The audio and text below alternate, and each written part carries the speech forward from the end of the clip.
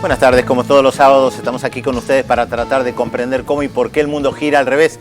Mire cómo girará al revés, que hasta tenemos el horario cambiado. Pero estamos acá, horario especial, pero estamos acá con mucha información. Uno de los temas de la semana y que se viene arrastrando tiene que ver con el espionaje que realiza Estados Unidos en diferentes partes del planeta. Pero parece que los europeos no se quedan atrás. Espías, espionaje, filtraciones, mensajes. Vamos a analizar qué es lo que está pasando, especialmente en este vínculo entre Estados Unidos y la Unión Europea, que parecen que quieren seguir espiando a todo el mundo.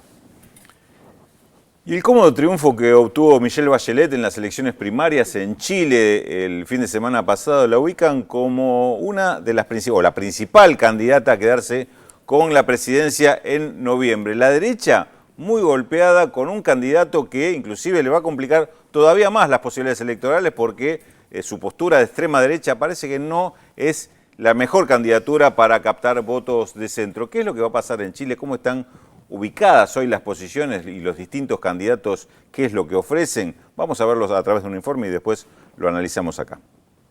También vamos a analizar la situación de Egipto, muy complicada. Hubo un golpe de Estado contra el presidente Mohamed Morsi y en este momento, ayer de hecho, hubo manifestaciones a favor de él, donde hubo una cantidad impresionante de muertos. Las manifestaciones continúan, el ejército está en la calle. Bueno, vamos a analizar cuál puede ser el destino de este país africano. Hablábamos de espionaje y el caso, por supuesto, de Edward Snowden, que trajo cola y mucha porque algunos servicios de inteligencia le transmitieron a España, Portugal, Italia y Francia que en el avión de Evo Morales, que estaba en Moscú y había salido de regreso a La Paz después de una reunión de países productores y exportadores de gas, que estaba Edward Snowden. Y se armó un revuelo internacional porque el avión, ustedes lo habrán visto durante la semana, estuvo retenido, estuvo varias horas en Viena y se convocó a una reunión de varios presidentes de Sudamérica que se encontraron en Cochabamba, que emitieron un comunicado muy duro de respaldo a Evo Morales. Vamos a ver un compilado de algunas de las opiniones de la semana.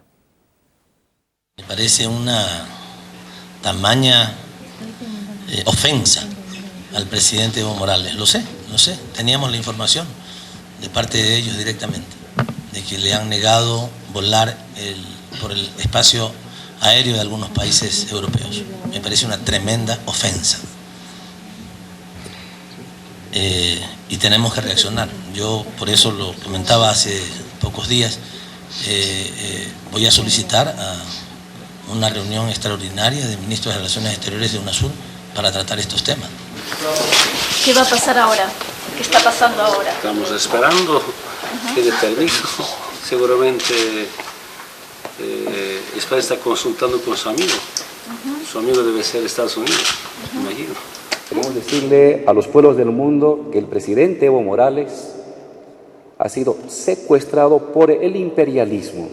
Gobierno de Estados Unidos que le tiene miedo a un campesino, que le tiene miedo a un indígena, que le tiene miedo a un hombre honesto que defiende la soberanía de nuestra patria. Lo que queremos denunciar con mucha claridad es que aparentemente corrió una versión, un rumor, en todo caso una mentira por parte del Departamento de Estado de los Estados Unidos de que el señor Snowden se encontraría a bordo del avión presidencial boliviano. Porque con el sistema de inteligencia que tiene ese país, con la CIA, con el FBI, ellos conocen muy bien dónde se encuentra el señor Snowden. Staatspräsident von Bolivien, der auch ein guter Freund Österreichs ist, auf einer Flugreise von Moskau in seinen Heimatstadt in Wien eine Zwischenlandung gemacht hat und machen musste. Ich habe zuerst telefonisch mit ihm Kontakt aufgenommen und ihn jetzt hier besucht und mich vergewissert, dass alle Abläufe hier in Österreich und in Wien völlig korrekt waren, dass Herr Präsident Evo Morales in Wien sehr gut und korrekt behandelt wurde. Wir haben gleich die Gelegenheit benutzt, um auch einige andere Fragen zu besprechen. Und der Herr Präsident wird in Kürze die Flugreise in seine Heimat fortsetzen. Und ich wünsche ihm einen guten Flug und eine gute Rückkehr. Hace media hora mi canciller desde Bolivia me comunicó que España se había comunicado y a las 9:30 hubiera una respuesta positiva. Todavía estamos esperando esa respuesta positiva. No ha habido ninguna explicación por qué motivos no me dejaron pasar por territorio de Francia, Portugal, Italia y después también España, porque nosotros teníamos permiso para llegar o aterrizar a las Islas Canarias. Y quiero decirles que en la madrugada vino el embajador de España con sede en Austria y me dijo que yo le invitara a un café dentro del avión para ver el avión. Ustedes saben, por normas internacionales, avión oficial, presidente, tiene inmunidad y es inviolable su derecho de transitar en cualquier parte del mundo. Y no podía entender. Yo rechacé, por supuesto, por una cuestión de dignidad, que tengo la obligación de defender la dignidad, la soberanía de mi país, porque no es una ofensa al presidente, es todo un pueblo, es toda una región como Latinoamérica. Como gobierno estamos llevando adelante todas las denuncias a nivel internacional que son posibles. Ya hemos hecho horas atrás la denuncia ante Naciones Unidas. En las siguientes horas estamos haciendo una denuncia ante el Alto Comisionado de los Derechos Humanos de Naciones Unidas para iniciar un proceso a los responsables de esta violación del derecho internacional. Por supuesto, ¿cómo nosotros podemos tener en avión una persona que tiene problemas con su país? Primero, nunca ha pedido ni asilo ni refugio en el país. Con su avión presidencial, militar, de inmunidad absoluta e indiscutible, que fue ilegalmente detenido en la vieja Europa, y cuando digo la vieja Europa no lo digo solamente como una frase, vestigios de un colonialismo que creíamos totalmente superado, creemos que constituye no solamente una humillación a una nación hermana, sino también al continente suramericano. Acá al presidente Evo Morales le damos nuestra solidaridad, como se lo dije anoche cuando hablamos por teléfono, y ya lo hemos expresado también a través de UNASUR, en el cual el Perú ejerce la presidencia pro tempore. Россия, последовательно отстаивая в своей внешней политике верховенство норм международного права, вновь призывает всех членов мирового сообщества неукоснительно соблюдать международно-правовые принципы взаимоотношений между государствами. Bueno, insólito, sin duda, una violación a las leyes internacionales. Esto es un mensaje muy grave realmente por parte de los países europeos mandados por Estados Unidos, porque el que realmente tiene interés en espía es Estados Unidos.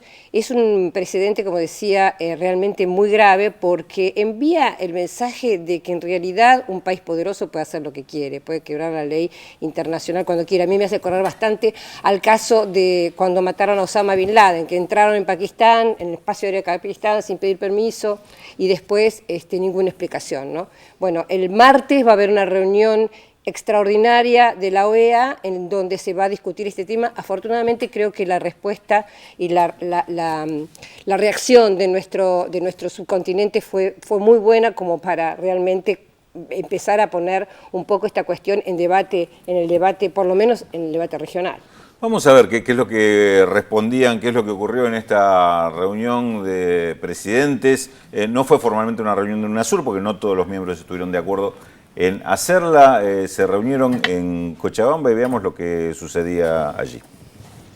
Saludar y agradecer por esta gran solidaridad que finalmente no solamente es solidaridad con Evo, sino con el pueblo boliviano y los pueblos de toda la América Latina y el Caribe. Y quiero decirles que la ruta de retorno era Rusia, Portugal, Guyana, La Paz. Antes de empezar la reunión con el presidente de Rusia, nos informa nuestros tripulantes, nuestros pilotos del avión, que nos había prohibido aterrizar en Portugal por razones técnicas. Ahora me doy cuenta que no eran por razones técnicas, sino por razones políticas.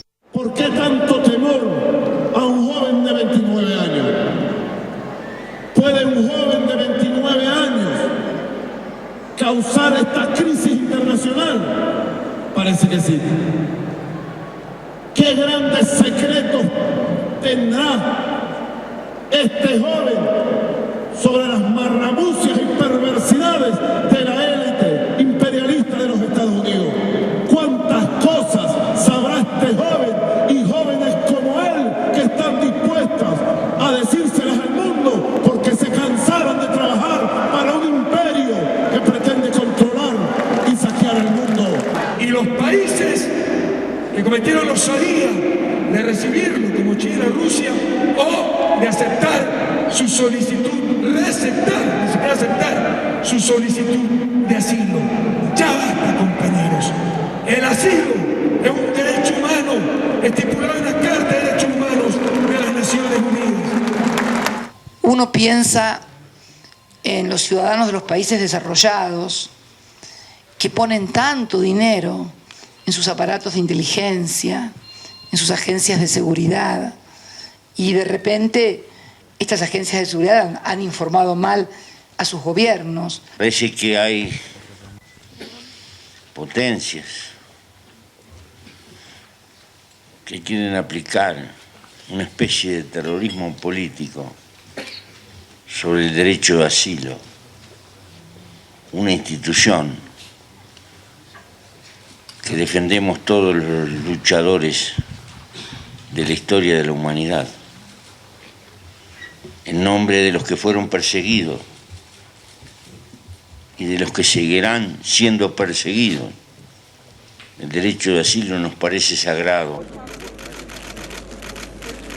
El presidente de Bolivia, Álvaro García Linera, ayer decía que Obama se convirtió en el jefe de campaña de Evo Morales. Y lo dijo de manera irónica, recordando que en el 2002, cuando Evo Morales era candidato a la presidencia, en ese momento el embajador de Estados Unidos en Bolivia, Rocha, había llamado a no votar por Evo Morales y esto le dio un fuerte respaldo a Evo Morales, y Álvaro García Linera decía: ahora Evo Morales ha conseguido el respaldo de todo el mundo. A mí me parece, quería compartir esto con ustedes, que tanto los europeos como los norteamericanos no terminan de entender lo que está pasando en América Latina. No terminan de entender que acá hay un proceso muy profundo de cambio, que esta respuesta de UNASUR, o de varios, respuesta de todos los presidentes de UNASUR condenando lo que pasó, e incluso el encuentro de varios presidentes, no es algo que se daba antes, que se viene dando este último tiempo, como fue la respuesta cuando intento golpe de Estado o desestabilización en contra de Evo Morales, de Rafael Correa.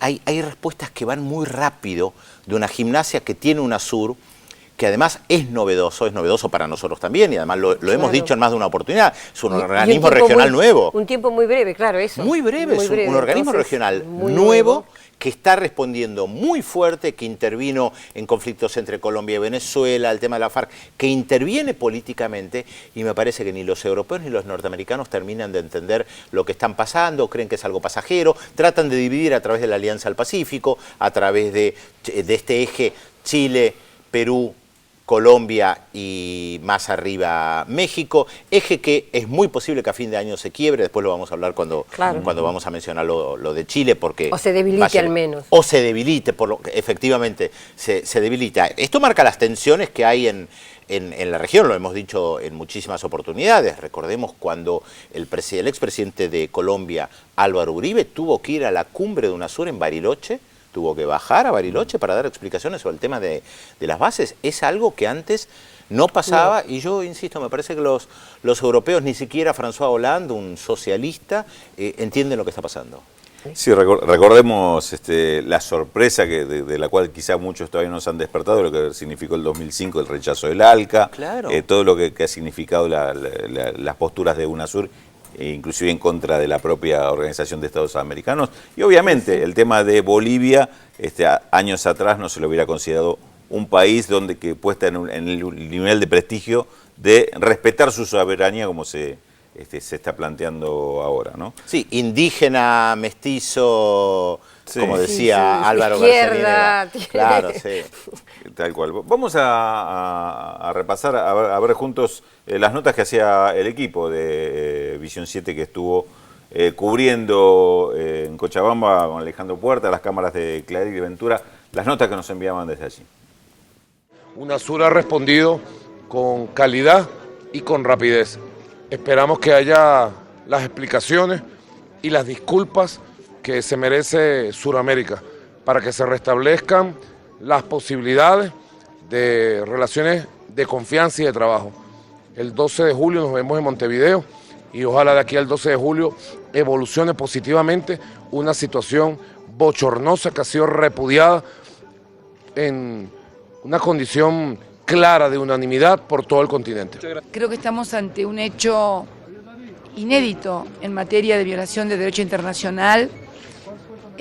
La noche en que me comuniqué con el presidente Evo Morales y luego con nuestros expertos y nuestras expertas en Cancillería, me hablan de que la inmunidad de un jefe de Estado y la inmunidad del avión presidencial, tratándose además de una nave militar, son de derecho consuetudinario y desde reconocidos por todo el mundo, con lo cual no se tiene memoria de una situación como la que vivió el presidente Evo Morales, que estuvo virtualmente detenido como rehén durante 13 horas.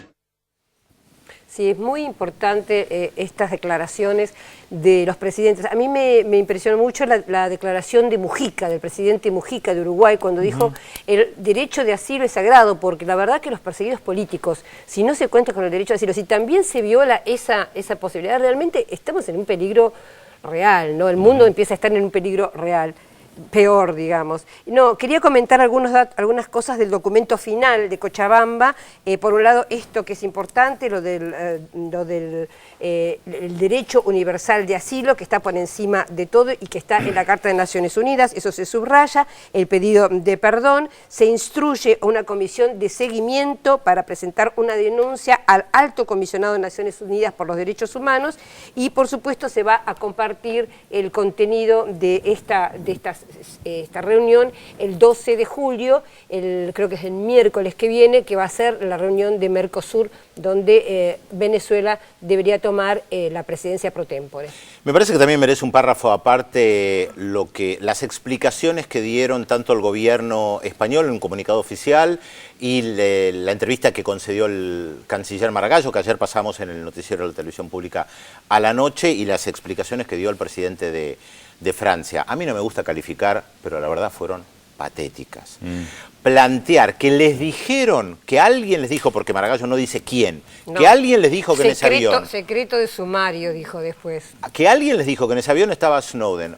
Obviamente les pasó mala información. Entonces, sus servicios secretos están funcionando bastante mal. Tendrían que haber despedido al jefe de la inteligencia que les provoca un conflicto con otro país a raíz de información que dicen que le dieron, que no dice quién les dio, pero que ellos tenían la absoluta... No hay pruebas, no tienen pruebas. Claro, pero tenían la absoluta certeza. Nos dijeron, nos aseguraron que en ese avión estaba Snowden. Bueno, patitas en la calle al jefe de inteligencia español y al francés también, porque el presidente Hollande también dijo que no sabían si era uno o dos aviones, no sabían si estaba el Snowden en el avión. Además, entra un avión en territorio francés y no saben de quién es. No, terrible. Te quiero decir algo peor. Hoy en el diario El País está en la tapa una declaración del canciller español que dice que el canciller boliviano le pidió revisar el avión. O sea, una información que contradice totalmente lo que dijo Evo Morales. Evo Morales dijo que España tuvo el tupé de pedirle a revisar el avión y él dijo, yo no soy ningún ladrón para que me revisen el avión. Y ahora España dice que fue el canciller boliviano el que pidió que revisaran el avión. esto en el título, en la portada del diario El País de España. Recordemos, bueno, el antecedente de todo esto, que es el escándalo que se armó con las revelaciones de Snowden. Vamos a repasar en un informe que hemos preparado para el tema y después volvemos a ocuparnos. Alejandro Casanseu ya nos lo presenta. Alejandro, ¿qué tal? ¿Qué tal, Rulo? Exactamente, el escándalo por las revelaciones del ex espía Edward Snowden complicó las relaciones entre Washington y sus socios europeos.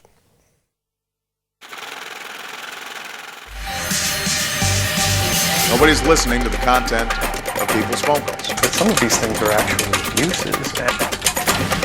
Steuervermeidung großer multinationaler прослушивания российских, поэтому пусть нет. Is it acceptable to say this is the normal state of business? Si se dirige a la embajada, no, pues bien, como ha sucedido en otros casos.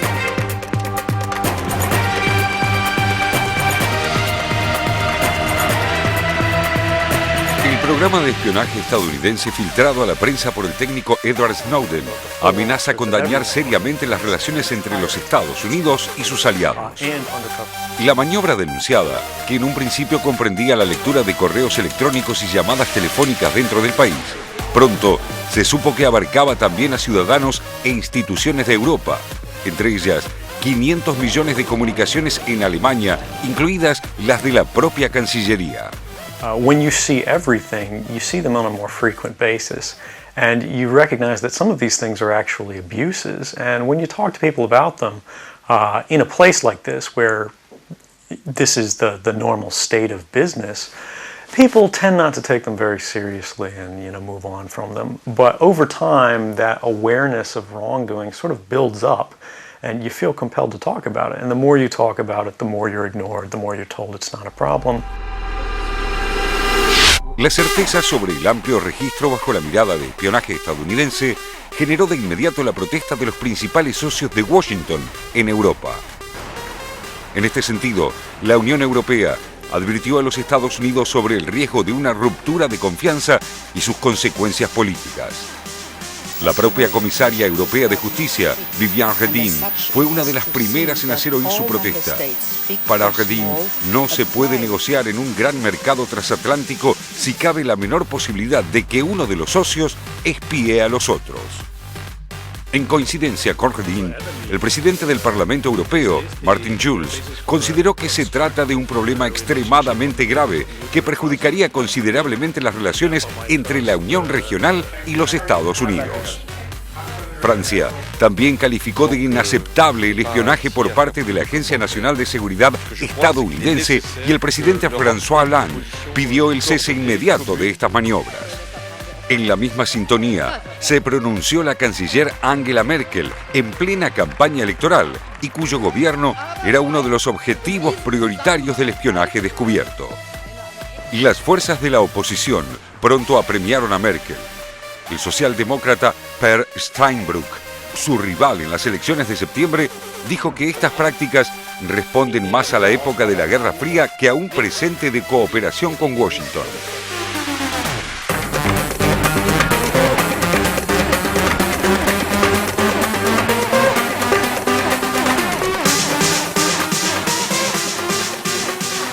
Tras su primicia, con las primeras revelaciones del espía, el diario británico The Guardian fue por más y detalló que entre los blancos de los espías norteamericanos figuran 38 países, entre ellos Francia, Italia, México, Japón, Corea del Sur, India y Turquía. A las revelaciones de The Guardian se sumaron otros medios, como el semanario alemán Der Spiegel, que en sus últimas ediciones informó sobre operaciones sistemáticas de control en Alemania. En uno de los papeles revelados por Der Spiegel de septiembre de 2010 y clasificado como estrictamente confidencial, la agencia detalla cómo espió a la representación diplomática de la Unión Europea en Washington. El semanario asegura que Frankfurt es el máximo foco de atención del espionaje estadounidense, no tanto por su condición de capital financiera de la zona euro, sino por ser un eje continental de comunicaciones en Internet. Los controles alcanzan al gobierno de Merkel y su Cancillería y comprenden el seguimiento de correos electrónicos, SMS o chats por Internet. Algo distinta parece ser hasta el momento la postura rusa. El presidente Vladimir Putin está intentando un difícil equilibrio entre exhibir a Rusia como una potencia situada más allá de la capacidad de presión de Estados Unidos y la necesidad de evitar una situación de ruptura en las relaciones con Washington. Por eso, permite que Snowden permanezca en la zona de tránsito del aeropuerto de Sheremetyevo, en Moscú, que según Putin, técnicamente no es territorio ruso y condicionó un eventual asilo a que Snowden cese con su activismo. Если он захочет куда-то уехать и кто-то его примет, пожалуйста. Если он захочет остаться здесь, есть одно условие. Он должен прекратить свою работу, направленную на то, чтобы наносить ущерб нашим американским партнерам. Как-то не странно прозвучит из моих уст. Но именно в силу того, что он чувствует себя правозащитником и борцом за права человека, он такую работу, судя по всему, прекращать не намерен. Так что он должен выбрать для себя страну пребывания и туда перебраться. Pero estas condiciones no le convienen al ex contratista de la Agencia Nacional de Seguridad, ya que una de sus salvaguardas es la información confidencial con la que aún cuenta. Lo cierto es que Snowden sondeó la posibilidad de asilo en numerosos países, incluyendo a India, China, Brasil, Irlanda, Austria, Cuba, Ecuador, Bolivia, Venezuela, Finlandia, Francia, Alemania, Italia, Holanda, Nicaragua, Polonia, España, Noruega y Suiza. De estas naciones, muchas argumentaron que considerarían las peticiones si fueran formuladas en su territorio, lo que deja a Snowden no pocas opciones, ya que la jugada estadounidense de anular su pasaporte lo colocó en un limbo geopolítico. Estados Unidos, por su parte, no deja de presionar con resultados relativos a todos los países mencionados, exhortándolos a no conceder refugio al ex espía. El propio gobierno de Ecuador, que parecía inicialmente proclive a conceder el pedido de asilo político a Snowden, tal como hace un año lo hizo con Julian Assange, pareció reconsiderar la posibilidad. Pese a que el canciller ecuatoriano Ricardo Patiño mantuvo sus críticas, pidió a la UNASUR que exija explicaciones a Estados Unidos y reveló que el vicepresidente Joe Biden se comunicó con el presidente Rafael Correa para que no acceda al pedido. El propio Correa dijo que haber concedido a Snowden un permiso temporario de viaje para volver a Moscú desde Hong Kong había sido un error. El canciller Patiño sospecha incluso que su correo electrónico fue espiado y que por eso se conoció su contacto con Assange, refugiado desde hace más de un año en la Embajada de Ecuador en Londres. En medio de este vendaval de críticas, emerge la tibia respuesta de Obama, quien prometió dar a sus aliados toda la información que necesiten sobre el caso. Promesas que ya no conforman como en otros tiempos, cuando la mayoría de los países parecía resignarse mansamente al rol de Washington como el gran hermano del mundo.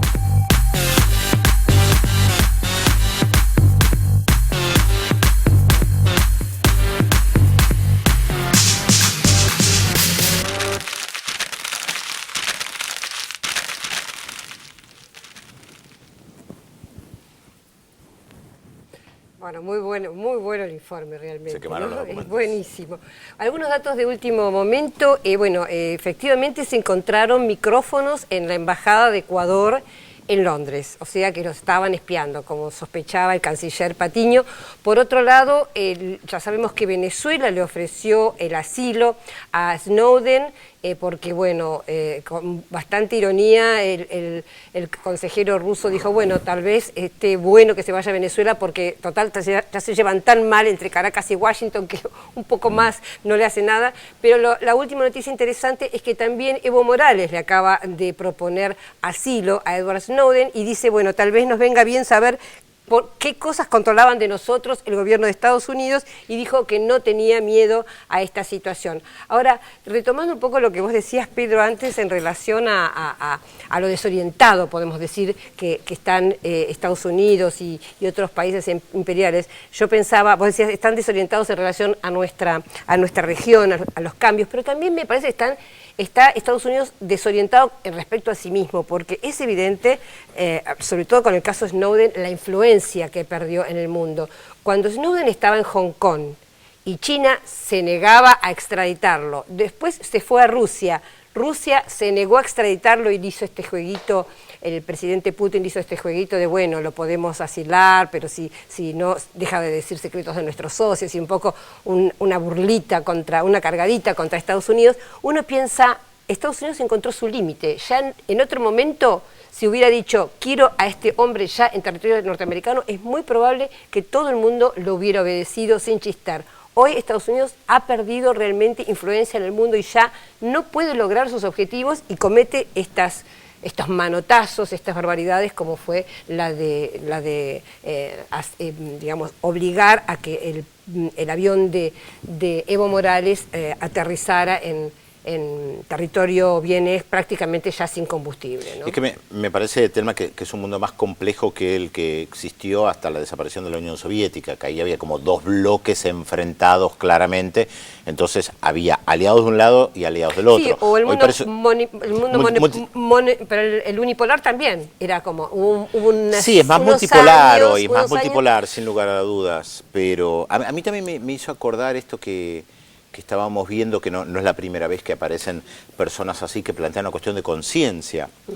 Y recordaba entrevistas que salieron publicadas en la prensa estadounidense a militares estadounidenses, valga la redundancia, que manipulan los drones, estos aviones no tripulados, que la semana pasada otra vez entraron en Pakistán y mataron creo que a 17 personas, ya no es noticia, ni siquiera nosotros tenemos tiempo para dar toda esta noticia, esta información, que son manipulados desde una base militar en Estados Unidos, y estaba el reportaje de uno de ellos que entra a una habitación, jueguitos de guerra, mira, apunta, mata, 4 de la tarde, ficha, se va, se vuelve a su casa, y como si no hubiera pasado absolutamente nada, hasta que uno parece que se quebró, que dijo, bueno, no está bien lo que estoy haciendo, un poco lo que dice Snowden, no está bien lo que estoy haciendo, el hecho de espiar, hay que dar a conocer esta información.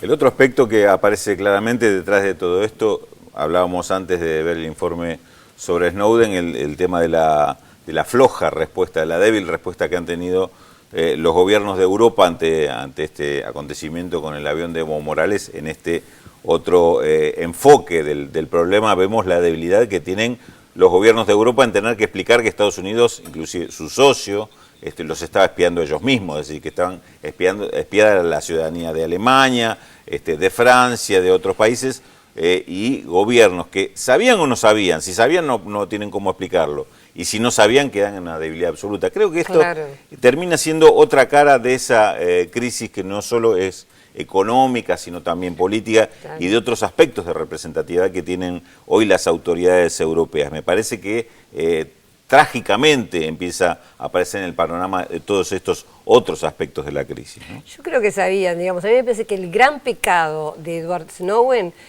no es haber dicho Estados Unidos espía. Yo creo que todo el mundo sabe que el otro espía, que saca información de industrial, etc. El gran pecado de Snowden es dar las pruebas, porque siempre parecía que era del ámbito de la teoría de la conspiración, porque no se podían probar. Él lo que hace es decir, señores, yo les estoy dando las pruebas de que esto existe. ¿Y a quién se espía? Porque siempre el espionaje fue considerado como, como una tarea de inteligencia, ligada al tema de la defensa, y otras cuestiones que, todavía con la Guerra Fría estaba más justificado. En este caso, el espionaje sobre la ciudadanía en general, escuchar llamadas telefónicas de cualquier ciudadano que no tenga ningún involucramiento. Tiene su propia dinámica, ¿no? Claro. Como que es espiar todo. Tal cual. Saber y esto es lo que todo. me parece que queda en evidencia y es quizás el aspecto más escandaloso y menos explicable para las autoridades. Lo dijo bien clarito Evo, ¿no? Se erigen en el famoso gendarme mundial y eso es lo que están buscando, ser el gendarme mundial. Lo son. Lo son. Sí, Bueno, sí, por ahora lo son. Vamos a saludar a Félix Taylor y ver si tenemos datos sobre la incógnita. ¿Qué tal? ¿Cómo les va? Muy buenos días. Sí, claro que vine. Como vino también nuestra intérprete, a quien saludamos, que nos sigue. Nosotros también nos tenemos que acostumbrar porque a veces hablamos muy rápido, ¿vio? Y hay que tenerlo en cuenta también. 0800 444 1777 4535 0709, los teléfonos para comunicarse con nosotros. A esos números ya estamos recibiendo muchísimos mensajes, como el de Edgar de la Tablada, que felicita por el programa, o Yuelitos, que nos sigue todos los sábados y mira el programa con su amiga Majo. Dice Alberto de Mar del Plata, felicita por el programa, y Lucrecia de la Paternal también nos felicita y dice que está muy bueno el informe de Evo. Si te pareció bueno el informe, quédate, Lucrecia, porque hay muchísimo material, muchísimos informes, pero también tenemos la incógnita del día, como lo hacemos habitualmente. Y antes de irnos a la pausa, les vamos a dar la primera ayudita de la jornada. Nuestro personaje, el que están viendo allí en la fotografía, nació en las afueras de Moscú, en el seno de una familia aristocrática en decadencia. Su padre era gerente de un banco y se hizo